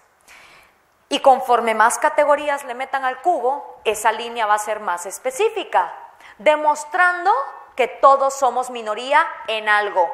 Porque tenemos o no tenemos tatuajes, porque somos budistas o somos cristianos, porque nos gusta el rock o el reggaetón, porque somos comunistas o somos anárquicos. Pero en algo todos somos minoría. Por lo tanto, es una hipocresía de parte del populista decir que en nombre de las minorías vamos a aplastar al individuo. Porque, mis queridos amigos, el individuo es la minoría más pequeña que hay, o sea, cada uno de ustedes.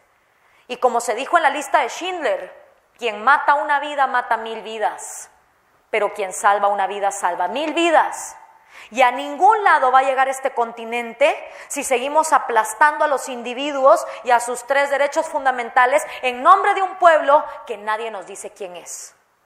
Siguiente, por favor. Ya estoy a punto de acabar, se los prometo. Esta es la parte más importante de toda la conferencia. Ya les hablé de política, de fútbol, de historia, de todo. Pero ¿saben qué? El peor daño que nos está haciendo el populismo no es político, no es económico, ni siquiera es institucional. ¿Ustedes alguna vez han escuchado las teorías de por qué los latinoamericanos somos pobres? Ay, yo me mato de la risa. Primero está la teoría nazi. La teoría nazi dice que, claro, ¿cómo no vamos a ser pobres si estamos rodeados de indios? Y los indios genéticamente son brutos, por eso somos pobres. Ahora, yo no soy nazi, no creo que haya genes más inteligentes que otros. Lo que sí está comprobado es que si a un niño desde que es chiquito solo le das pura masa y grasa, pues obviamente no desarrolla el cerebro como para aprender a pensar. Pero eso no es culpa del gen del niño, eso es culpa de los papás inconscientes que no le dan buena alimentación. Y encima les digo una cosa, esas famosas bolsas de comida, yo no sé si aquí las dan en México, pero en Guatemala las dan y en Brasil también. Y si ustedes abren una pinche bolsa de esas, lo que se van a encontrar es una libra de frijol, una botella de aceite, un saco de maseca para hacer tortillas y a veces trae una cosita que se llama incaparina, que es como un milkshake como Ensure. Y eso te dura, pues yo qué sé, una semana. Pero en general, masa y grasa. Masa y grasa. No hay nada de lo que un niño necesita para desarrollar su cerebro y poder ser creativo y crear riqueza. ¿Saben qué hay ahí? Diabetes dentro de 30 años, glaucoma, obesidad, problemas cardiovasculares. ¿Y quién va a pagar por todo eso? Entonces, yo no me creo la teoría nazi. Yo no creo que somos genéticamente destinados ni a ser brutos ni a ser pobres. Luego está la teoría climática. ¿La han escuchado? Ahí es que como somos tropicales, somos raraganes. Y perdónenme, pero yo los últimos días he estado en Guadalajara y en Monterrey con un calor que te sofoca y estas ciudades han comprobado que han podido progresar y salir adelante. De hecho, son motores industriales de este país. Entonces yo tampoco me trago la teoría climática. Y en cuanto a recursos, mientras más viajo por América Latina, más me doy cuenta que somos de las regiones más ricas que existen en el mundo. Entonces yo no creo que nuestro problema sea ni climático, ni genético, ni de recursos. Nuestro problema es más jodido, eso sí. Porque el mayor daño que nos está haciendo el populismo es psicológico y mental. Porque nos está dejando con generaciones de personas que se sienten incapaces de venir a esta vida a prosperar.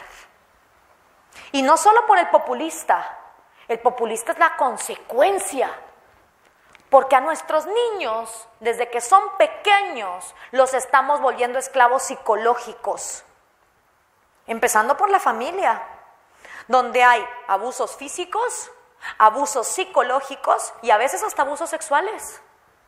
A veces son los mismos padres y madres los que les dicen a las criaturas: usted es un tonto, usted es un miserable, deje de andar estudiando, mejor póngase a trabajar, no sea pendejo. ¿Sí? ¿Qué pasa con un niño que crece así, en un hogar donde hay alcoholismo, donde hay abusos, donde no lo dejan hablar, donde no lo dejan soñar? Encima, cuando va a la escuela, si es que va, le enseñan a ser víctima. Porque eso sí, los papás en América Latina, a la hora de que mandan a los niños al kindergarten, ay no, hay que comprarle la mochila del superhéroe del año, de Spider-Man, de He-Man, de los Avengers, de quien sea que esté de moda, para que no le hagan bullying. Y a la niña hazle las trencitas para que vaya bien bonita. Y luego cuando se gradúan de la prepa, uy, a la niña hay que comprarle el mejor vestido, darle el mejor salón de belleza, que le hagan las uñas, que la maquillen, que la dejen regia. Y al niño que se le compre el traje Hugo Boss, la corbata más guapa, que lo emperfumen bien y vámonos para la fiesta porque se graduaron de la prepa. Pero ¿cuántos papás de familia en América Latina abren el libro de estudios sociales o de historia de sus hijos en quinto primaria o en sexto primaria para ver víctimas de qué los están haciendo en la escuela? Porque por mucha corbata Hugo Boss y por mucho salón de belleza y mucho vestido, lo más importante de ir a la escuela es lo que te meten en la cabeza. Y es ahí, mis queridos amigos, donde estamos también volviendo a nuestros niños víctimas. Y para ejemplificárselo, siguiente por favor. Universidad de Buenos Aires, Facultad de Derecho, mes noviembre, año 2014. Yo muriéndome las ganas de ir al baño y era lo más cerca que había. Y como a mí el destino me pone estas cosas en el camino, ¿con qué me encuentro? Con el stand de la Cámpora. ¿Qué es la Cámpora? El brazo armado del kirchnerismo liderado por el hijo de Cristina Kirchner. ¿Y qué decía la Cámpora? Decía que la universidad se pinte de pueblo. La izquierda está con Cristina y con el Proyecto Nacional Popular y Latinoamericano, PCCE Universidad. Revolución es sentido del momento histórico. Momento histórico. O sea, ni la frase me hace sentido, pues. Siguiente, por favor. Las aventuras de Evito, lectura obligatoria para todos los niños en primero primaria de Bolivia. ¿Y qué cuentan las aventuras de Evito? Es una caricatura que cuenta la historia de un niño, Evito. Evito no podía ir a la escuela porque no había camino, él sufría. Abajo, en el año 2008, Evo Morales hizo una carretera en este camino. Evito no podía abrir la llave del chorro porque no salía agua. En el año 2007 Evo Morales abrió 300 chorros en X aldea.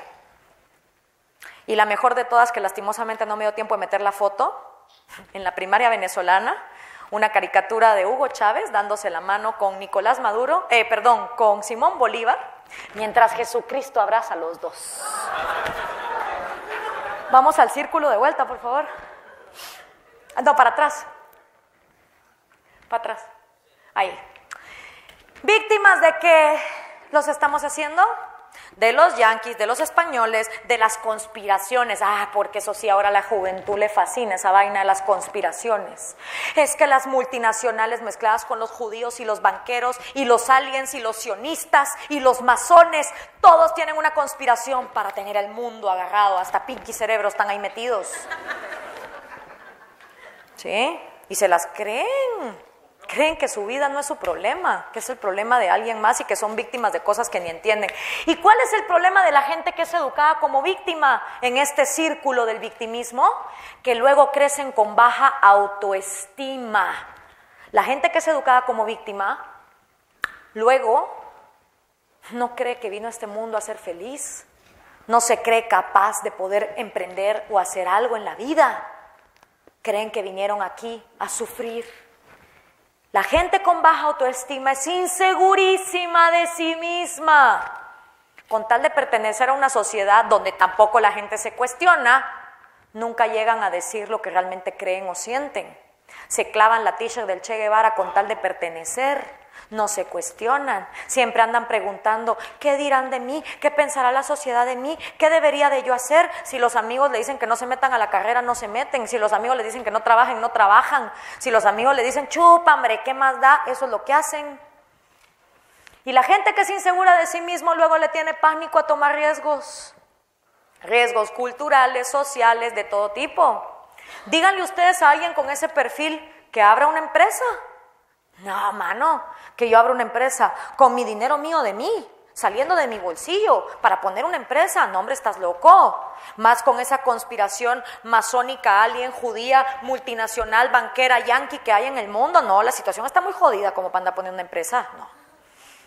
Pero eso sí, la gente con este perfil todavía quiere ser millonaria. Todavía quieren las casas, las mansiones, las mujeres, los helipuertos, los aeropuertos, los yates. ¿Y cómo le hacemos? Bueno, tenemos 3 opciones en este hermoso continente.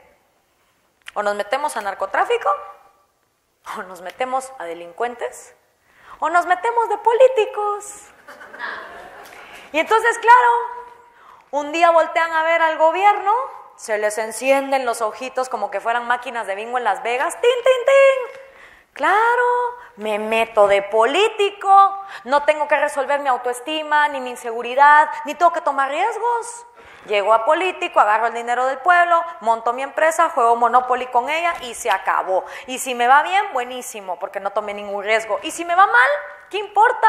El costo que lo absorba el pueblo. Y como el pueblo no es nadie, nos jodemos todos. Pero ustedes, que aquí entrara el próximo candidato o candidata a gobernador, gobernadora de esta ciudad y les dijera, queridos regiomontanos, la verdad es que yo me estoy postulando para gobernador o gobernadora porque fui educado como víctima, tengo una baja autoestima, tengo una inseguridad en mí mismo y un pánico a tomar riesgos que mejor ni les cuento. Pero como quiero ser millonario, me di cuenta que la mejor forma de hacerlo era metiéndome a gobernador de esta ciudad. Así que les pido su voto para el próximo 7 de junio. Yo agarraré un poquito del dinero de cada uno, ni se preocupen, ni cuentas se van a dar, como son tantos regiomontanos, va a ser un poquito nada más. Yo me vuelvo millonario, nada cambia para ustedes, así que por favor, voten por mí en las próximas elecciones.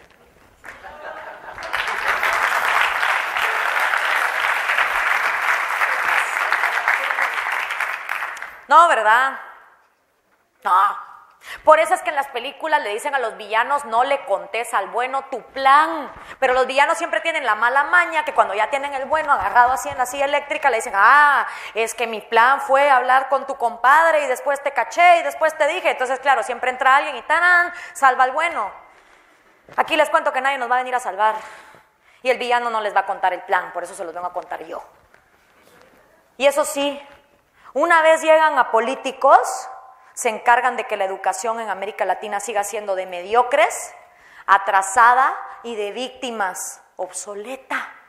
Porque así te garantizas hordas de generaciones que confían en cualquier cosa, menos en sí mismos, para que voten por estos caudillos que les prometen el oro y el morro. Pero ¿cómo le hacemos para ganar las elecciones? ¿Cómo convencemos a la gente? Con populismo, mi hermano, con populismo puro y duro. Promételes de todos, igual no les vas a cumplir. Y entonces tenés políticos como en mi país que van a las aldeas y dicen: yo soy el enviado de Dios para salvar a Guatemala. Y les prometo que voy a llevar a Guatemala a su primer mundial. Y el problema no es que lo dice, sino que la gente le aplaude. O si no, tenés políticos que llegan a los lugares y dicen: aquí yo les prometo un puente, pero aquí no hay río. Les prometo el río también, hombre, ¿cómo no? Y el océano entero, más grande que el Pacífico. Te prometen de todo, si es que igual no te van a cumplir. Siguiente, por favor. Siguiente. No, para adelante. Dale. Siguiente. No, estás yendo para atrás.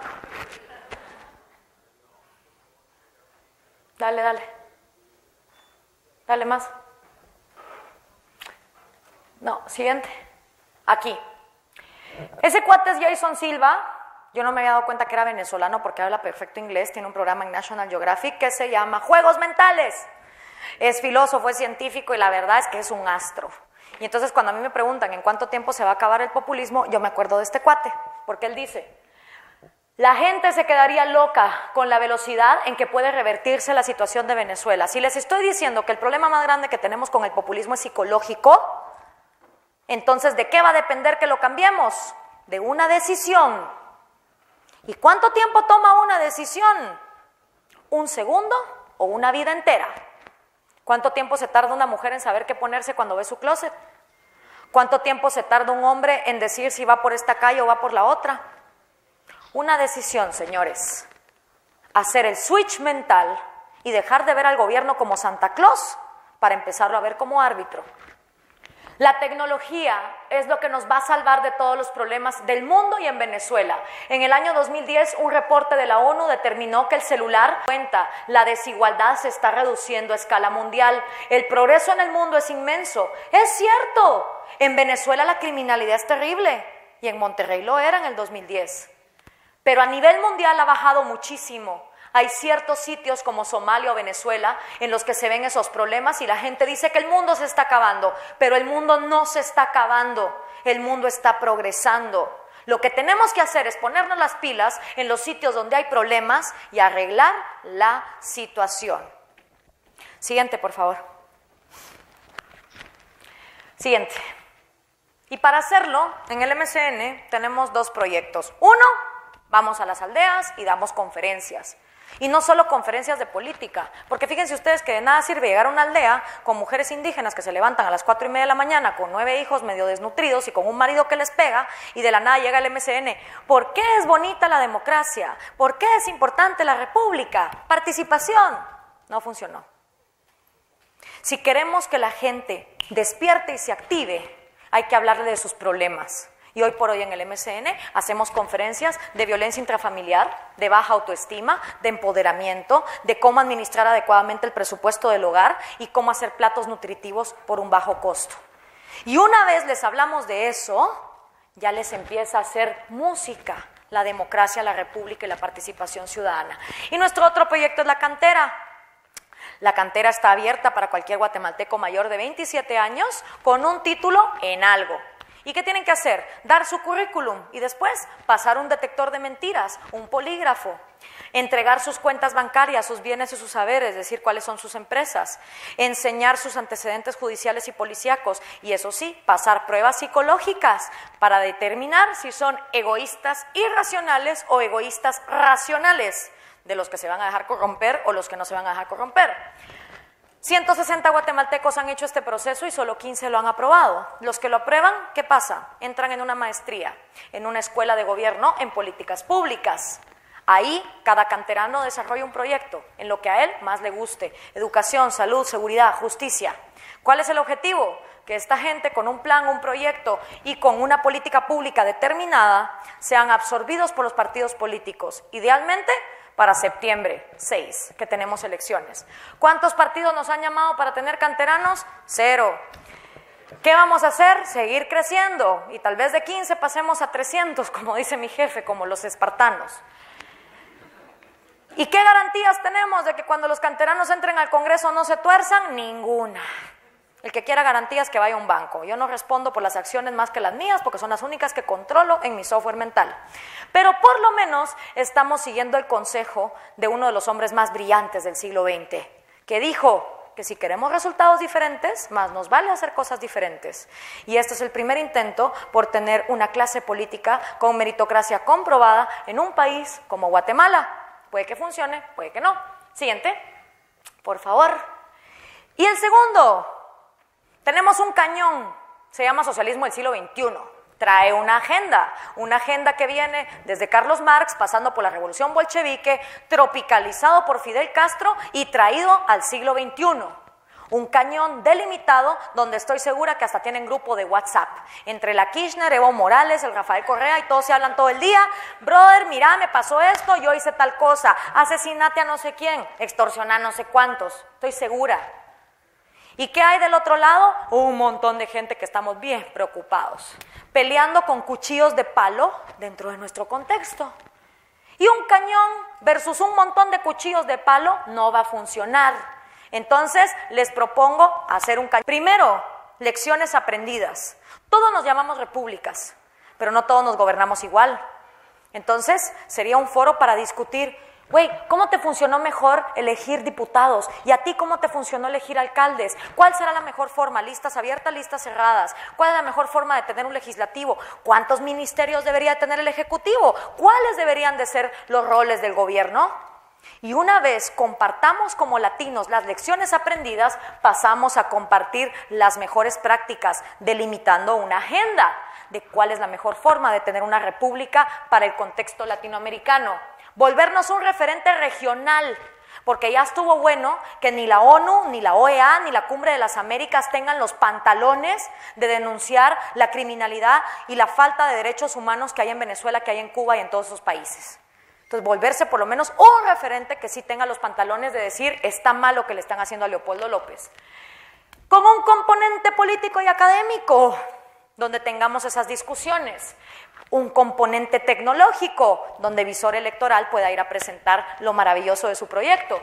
Y un componente artístico y cultural. Porque ya estuvo bueno que Calle 13, Joaquín Sabina y toda esa sarta de músicos que en su vida han leído de política le estén envenenando la mente a los jóvenes, que encima no se cuestionan porque como mi artista lo dice, por ese voto yo. Entonces tener conciertos, feria de libros, mercado de artesanías, exposiciones de arte, exposiciones de cultura, exposiciones de cuadros y quitarle esa bandera también. ¿Para cuándo? Para cuando se terminen de alinear las estrellas. ¿En dónde? Curitiba, Brasil. Siguiente, por favor. Y por último, los quiero dejar con esta frase. Sí es posible construir la república soñada cuando al fin rompamos los complejos de inferioridad que hasta ahora nos han mantenido atados a proyectos políticos mediocres. El camino empieza por asumir nuestra condición, que nace por asumir con responsabilidad el compromiso cívico de que somos hombres y mujeres libres. Siguiente, por favor. Muchísimas gracias por su atención.